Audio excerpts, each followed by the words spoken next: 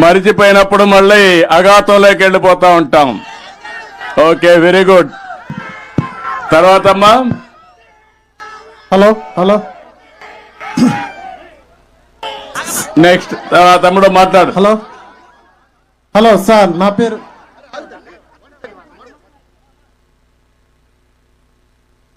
మాట్లాడా రాని వర్గారండి వర్గారాలు. Hello sir, నా పేరు అనిల్ కుమార్, తూర్పురాపల్లం గ్రామం, దర్శి మండలం సార్. నేను ఇక్కడ ఒక 2 ఎకరాల్లో 1 ఎకరము చిన్న కోళ్ళ పరిశ్రమ వేసుకున్నాను సార్. నేను ఒక నిరుద్యోగిగా ఉన్నాను సార్ నేను ఇక్కడ. సో ఇక్కడ నాలాంటి వాళ్ళు ఇంకా కొంతమంది ఉన్నారు.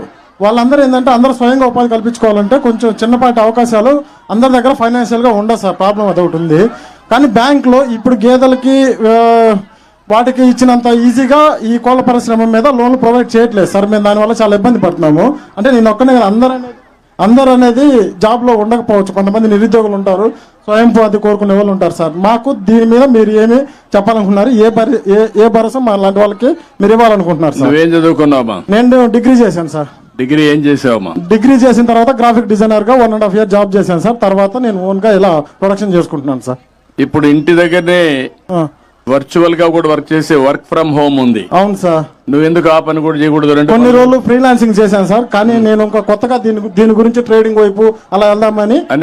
రెండు కూడా చేయొచ్చుగా తాత్కాలికంగా. చేస్తున్నాను సార్. ఆదాయం వస్తుంది, ఇందులో ఆదాయం వస్తుంది సార్. దాన్ని నేను అప్పుడప్పుడు ఫ్రీలాన్సింగ్ కూడా చేస్తుంటాను సార్. నేను ప్రీవియస్ గా చేసిన వాళ్ళు ప్రాజెక్ట్ ఇస్తే దాన్ని కంటిన్యూ చేసుకుంటుంటాను. మీరు చెప్పినట్టు యువత ఊర్లో ఊరుక ఉండకుండా ఇప్పుడు వర్క్ ఫ్రమ్ హోమ్ వచ్చింది. ఇంటి దగ్గర కూర్చొని ప్రపంచంలో ఏ కంపెనీకి కావాలన్నా పనిచేసే అవకాశం వచ్చింది. రెండోది నువ్వు చెప్పినట్టు పౌల్ట్రీ గాని లేకపోతే గొర్రెల పెంపకం గాని మేకల పెంపకం గాని ఆవుల పెంపకం గాని ఇవన్నీ కూడా పాడి పరిశ్రమ గాని ఇంటి దగ్గర చేసుకోవచ్చు వ్యవసాయంతో సమానంగా. దీనివల్ల ఫార్మర్స్ ప్రొడ్యూసర్స్ ఆర్గనైజేషన్ కూడా ఉన్నాయి. అదే మరి మిమ్మల్ని అందరినీ ఎంఎస్ఎంఈ ఇంటికి ఒక పారిశ్రామికవేత్తను తయారు చేయాలన్న ఆలోచన. ఒకప్పుడు ఇంటికి ఒక ఐటీ ప్రొఫెషనల్ అనుకున్నాను. దానివల్ల ఈరోజు మీరు చూస్తే ప్రపంచం మొత్తం ఎక్కువ ఆదాయం వచ్చే వాళ్ళు ఇండియన్స్ అయితే వాళ్ళల్లో 33% తెలుగు వాళ్ళు ఉన్నారు. అది 25 సంవత్సరాల కంటే ముందు నేను ప్రారంభించిన ఉద్యమం ముందు చూపు. దానివల్ల ఈరోజు ఎక్కడికి పోయినా మన వాళ్లే ఉన్నారు. ఇప్పుడు నేను ఆలోచించేది 1 family 1 entrepreneur. ఒక కుటుంబానికి ఒక పారిశ్రామికవేత్త ఎంఎస్ఎంఈ పెట్టాలి. తొందరలోనే ఒక రతన్ టాటా ఇన్నోవేషన్ హబ్ అమరావతిలో పెడతాం. విశాఖపట్నం, రాజమండ్రి, విజయవాడ, తిరుపతి, అనంతపురం కేంద్రంగా రీజనల్ కేంద్రాలు పెడతాం. ప్రతి ఒక్క మిమ్మల్ని అందరినీ ప్రోత్సహిస్తాం. ఏం చేస్తాం? ఐడియాస్ ఇస్తాం, హ్యాండ్ హోల్డింగ్ చేస్తాం, వెంచర్ క్యాపిటల్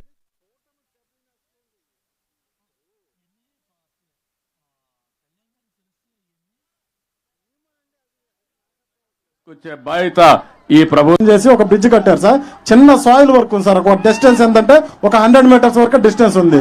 దాని వల్ల మనం ఇక్కడ చుట్టుపక్కల ఇక్కడ నుంచి దర్శి ఒక 5 kilometers, అక్కడ నుంచి ఉల్లగల్ వెళ్ళాలంటే ఒక 9 kilometers, మొత్తం 15-14 kilometers వెళ్లాల్సి వస్తుంది. మనకు అది ఒక్కటే 100 meters క్లియర్ అయితే 5 kilometers లో మనం అక్కడికి రీచ్ అయిపోవచ్చు సార్. 7 గ్రామాల కనెక్టివిటీ ఉంది సార్ ఇటువైపు. కలెక్టర్ గారు ఇమ్మీడియట్ గా దాన్ని టేకప్ చేసి ఒక 2 నెలల లోపల పూర్తి చేసేయండి.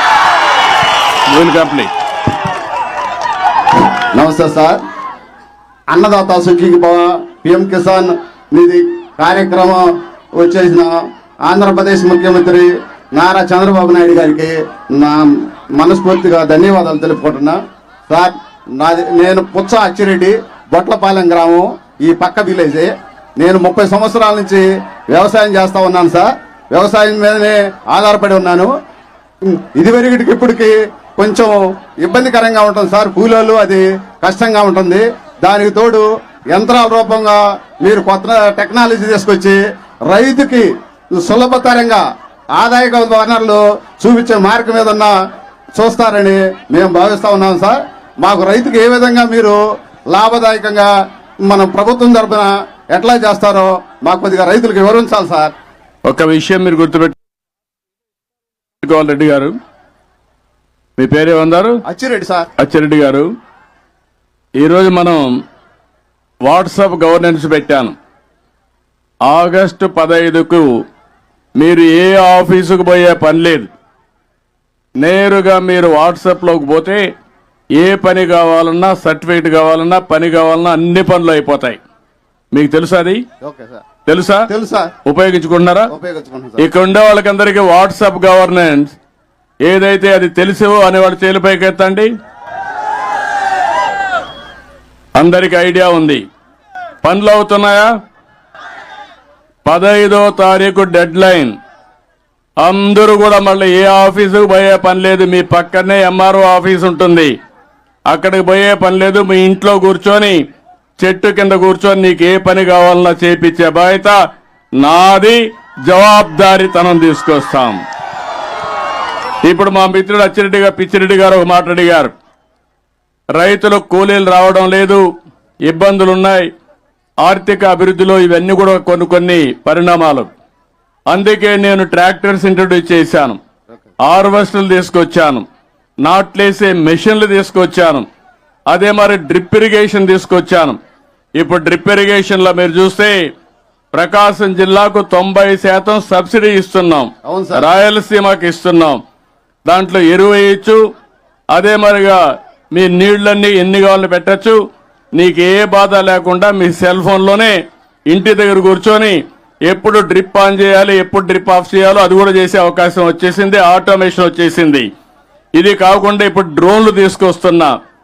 ఆ డ్రోన్లో తెల్లవారితో నువ్వు మీ పొలం దగ్గరికి పోతావు, ఒక ఫోటో నేను ఆ యాప్ మీకు ఇచ్చాను. ఆ యాప్లో మీరు చూసుకుంటే మీ పొలంలో తెగులుందా లేదా నీకు తెలిసిపోతుంది. తెగులుంది అనుకుంటే ఒక్క ఫోన్లు కొడితే డ్రోన్ వస్తుంది. ఎక్కడ తెగులుంటే, ఎక్కడ క్రిమి సంహారక మందు వేయాలనో అక్కడనే వేస్తాం. ఎక్కడ మొత్తం పంటకయం. ఇప్పుడు మీరేం చేస్తున్నారు?